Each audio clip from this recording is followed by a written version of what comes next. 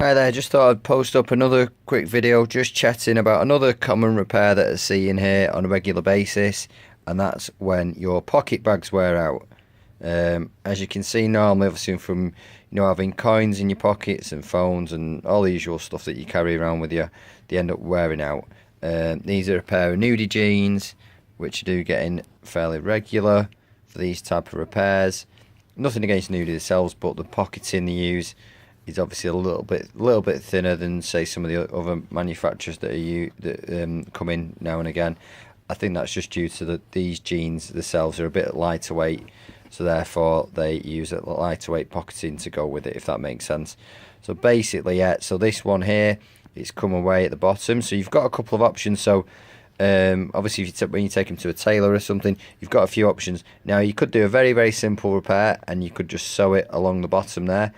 And then that'll stop all your change falling out and stuff like that. You could do that and then just leave that bit on there. That's a very simple repair, just a quick running stitch along the bottom there, and that'll be fine.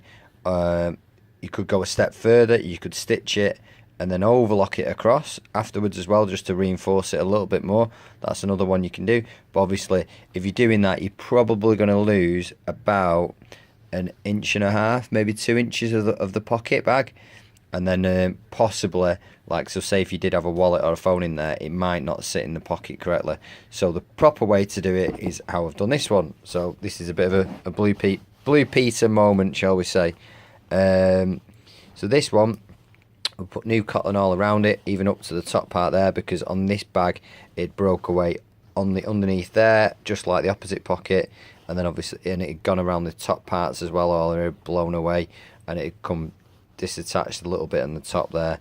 So what we do is we put some new cotton around the whole bag, and then we obviously pink and shear all the edges off, just so it gives it a nice finish, so it doesn't start fraying and stuff.